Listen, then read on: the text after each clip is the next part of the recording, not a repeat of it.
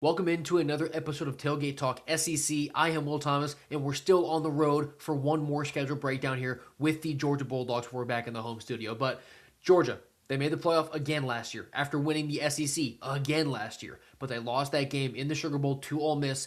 And, they didn't do a whole ton that was super noteworthy in the offseason. They just kind of kept a bunch of things that worked. Right? I mean, they kept having an elite running back room, bringing in Dante Della from the portal. I believe that adding Khalil Barnes in the secondary is a massive win. I still have a lot of questions about them at receiver, and we'll get into one game here that's on their schedule where I think it might be the death of them. But Georgia is still Georgia. Right? I mean, Kirby Smart's the head coach. We know the type of brand of football they're going to play. Gunnar Stockton is back for another year at quarterback. So Georgia is going to be as dangerous as ever. Let's just get straight into their schedule and go through all 12 games and predict what this season looks like for the Bulldogs. So in week one, they host Tennessee State. I don't have much for you here. That's going to be a win against the guys from Nashville. And then week two, Western Kentucky in Athens. That'll be another win. Georgia begins 2-0 in this season. Then week three, their SEC opener. They travel to Arkansas. This is going to be a win. It's one of those games that maybe could be close in the first half, but it's just too much talent for Arkansas to handle. And the Razorbacks, with their talent profile, their ceiling is decently high this year. In individual increments, not like 9-3 or anything, but just like in 60-minute situations, they could compete with better teams. I don't know if they get there this early in the year, though.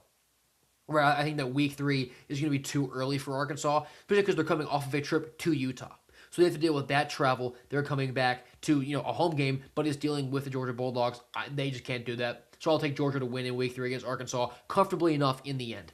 Then week four, Georgia hosts Oklahoma. This is where I think the receiver thing bites them. I have a loss here for Georgia at home against the Sooners, and here's why. We saw Oklahoma last year go to Alabama, knowing whether they were going to win that game, and they won because of defense. They won because of clutch turnovers, a long pick six. They let their defense carry them on the road against an offense that was somewhat one-dimensional. I don't think Georgia is going to be a super one-dimensional offense. They're going to have a degree of a passing game. I still have so many questions about their receivers. Because you lose a guy like Zachariah Branch this offseason, you return London Humphreys, but there's not a whole ton of dynamic playmaking in that receiver room. So I worry about that. I just think that Oklahoma's defense, first off, it's elite. And their offense, with a healthy material and some new weapons, they're good enough to really catch up to just about anybody, in a one-game setting. I think that they catch Georgia in Athens mainly on the back of their defense, given that Georgia, especially early on in the year, I don't think they're going to have much of a dynamic passing game. So give me Oklahoma to upset Georgia at home in Athens in week four. And I understand that that's going to be a bit of an issue when I post this. But in week five, after that Georgia hosts Vandy, that'll be a win.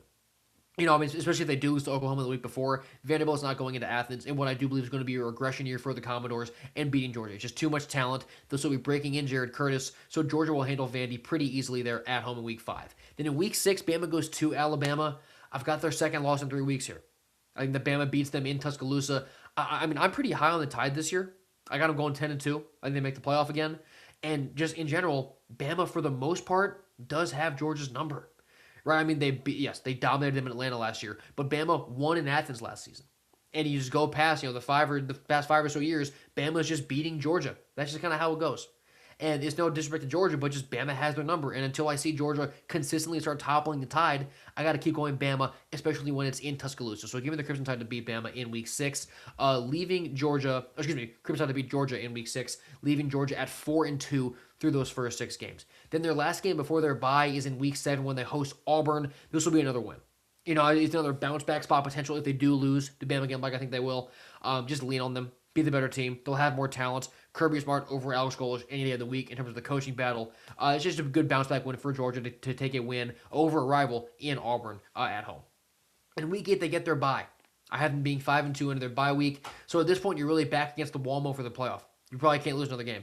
And they pop out of that bye week. They play Florida in Atlanta this year, not Jacksonville, but in the A. And I think they beat Florida.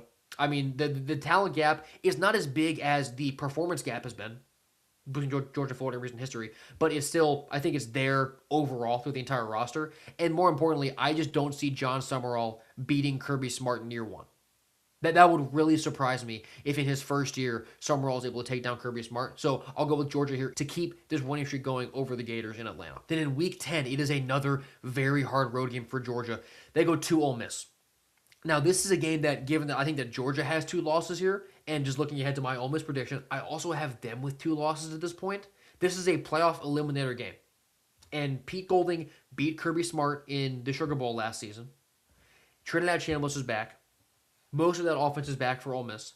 Their defense will be even stronger. I think that Ole Miss got, this is going to sound so bad, I think that Ole Miss got more better than Georgia did this past offseason. So because of that, and the game being in Oxford, I've got Ole Miss taking down Georgia in Week 10, handing Georgia their third loss of the year. Then in Week 11, Georgia will come back, host Missouri. It's going to be another home bounce-back win. Now, this game is sneaky to me because Missouri is sneaky to me. I think their offense is incredibly talented. They have a really deep personnel, mainly at receiver. That's sneaking up on people. Everyone knows about the running backs, but I believe the receivers with Austin Simmons at quarterback is going to be very dynamic. So this game was sneaky to me, but I don't see Georgia losing a fourth game, period.